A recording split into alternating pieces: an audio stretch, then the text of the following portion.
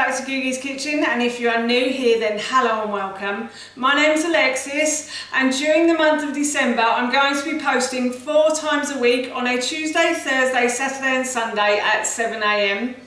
And this is to help you with the festive season and hopefully to give you some good ideas as to what to cook for your family and friends. So if you love recipe videos like this one and you want to see more, then please don't forget to hit that subscribe button. And now I'm going to share with you how to make my delicious fresh mint chocolate cake. As I just mentioned, today I want to share with you how to make my delicious fresh mint chocolate cake. Now this recipe is really easy to do and it makes a brilliant sweet treat, but it also makes a really nice dessert. As Christmas is nearly upon us, I thought you might be thinking about what to serve after Christmas dinner. You may not be fans of Christmas pudding, so this might be a brilliant alternative for you. We've had it as a dessert before and it was delicious, so I thought I'd share the recipe with you. So here is how to make my delicious fresh mint chocolate cake. First thing I'm going to do is I'm going to blend my dry ingredients together. So in this bowl here I have about 200 grams of rice flour. If you can't get rice flour, then you can always use plain flour. I have a slight gluten intolerance, so that's why I'm using rice flour today.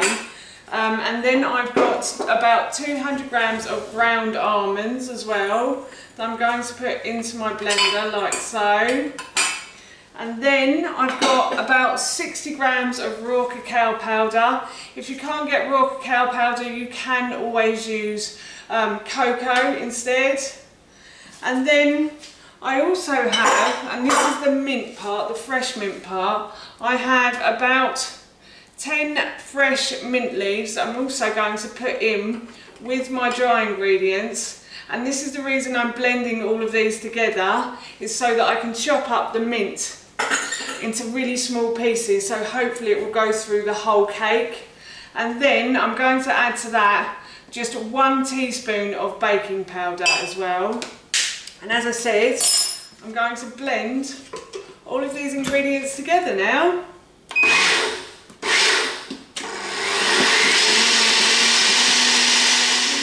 Blending the dry ingredients together, you probably will need to move all of the ingredients around, and I have this came with my blender and this works beautifully because it doesn't drop in. It's got a stopper on it so it won't drop in. So if you have this in your cupboard, then I would use it to blend all of these ingredients together.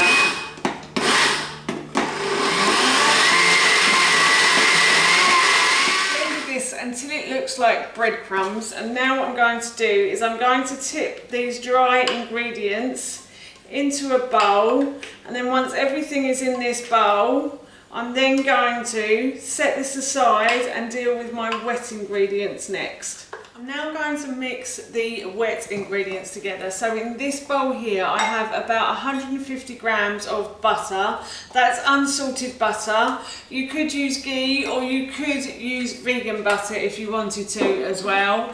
And then I also have in this bowl here about 150 grams of coconut sugar that I'm going to add to this. If you can't get coconut sugar, then you can always use brown sugar. And I'm just going to blend these together now. So I'm going to cream the butter and the sugar together. So I've creamed the butter and the sugar together, and now I'm just going to add in my eggs to this. So I've got 4 eggs. I think in the original recipe I said 3 large, but I haven't got any large eggs today, so I'm just using 4 medium ones. So I'm going to put those into the mixing bowl, and I'm going to mix the eggs into the creamed butter and sugar now. Now I'm going to mix my dry ingredients with my wet ingredients. So I'm just going to stir these round in my bowl, and I may need to go and get some milk because I did find this was quite a dry mixture, and I did need a little bit of milk to loosen the mixture a little bit. So it is quite dry, so I'm just going to get some milk now. So I'm just going to add a little bit of milk, a touch at a time. As I said, just to loosen the mixture and to make it more of a cake consistency rather than a thick batter.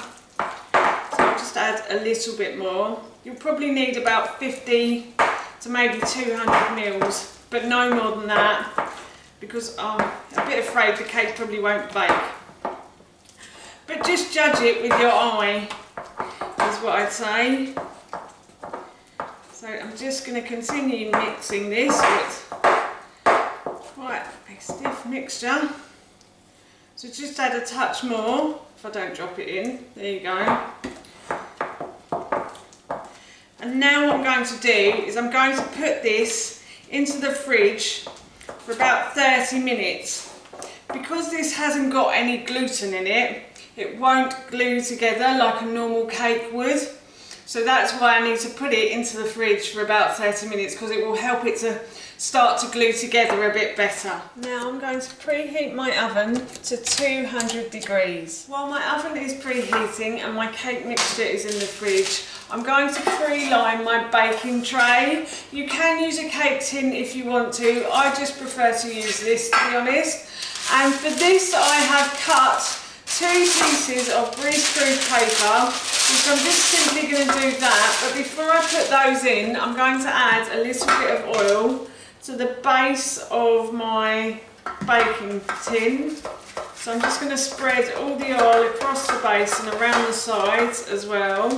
And then I'm going to put my first sheet in like that. Fold it over as well, that makes it easier when you pour the mixture in. And then I'm going to just grease this piece of greaseproof paper as well. And then I'm going to put a top sheet in like that. And I'm going to put some more oil in. I'm just going to grease the top sheet as well. And this will just help the cake to slide off. I'm sure if you make cakes you probably already know this, so I probably don't need to explain to you. But for anyone who doesn't, the oil is just to help the cake come off the greaseproof paper. And while I wait for my oven to preheat, I'm going to set this aside as well now. My oven has preheated, so now what I'm going to do is I'm going to put the mixture into my baking tray like so, and I'm going to spread this around as evenly as I can across the base. And then once everything is spread as evenly as it can possibly be, I should put this into my oven. And this cake, even though it looks quite thick and gloopy, is actually quite light and airy once it's cooked. And it is really delicious as well, I promise you. My husband and I had it as a dessert. My cousin from Switzerland has also tried this one as well, and she really liked it too. So it's definitely a good dessert to have on hand. And it's freezable as well, so even though it's got brown rice flour in it, I won't tell if you won't. I did put it in the freezer and everybody was fine after they ate it. So it's a freezable dessert as well, so that's good. So that's that done. It's spread as evenly as across the base as it can be, and I'm now going to put this into the oven for about 25 to 30 minutes. My cake has cooked. I'm just going to put a skewer in just to check it comes out clean. That's coming out perfectly clean. So I'm going to remove this from the oven now, and I'm going to leave it to cool.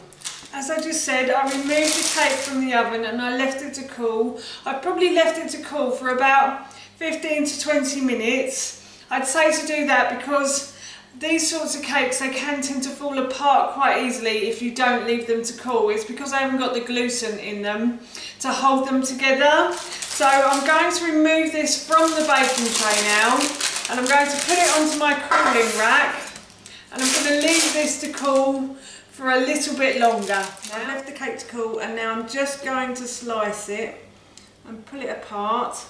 If I can, I'll try and show. No, I can't show you the inside.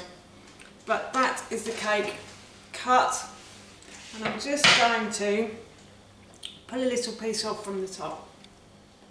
See how it is?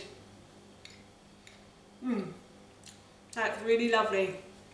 Ooh, I might have a slice of that later after my dinner. That's how you make my delicious fresh mint chocolate cake, and that recipe I will link in the description box below.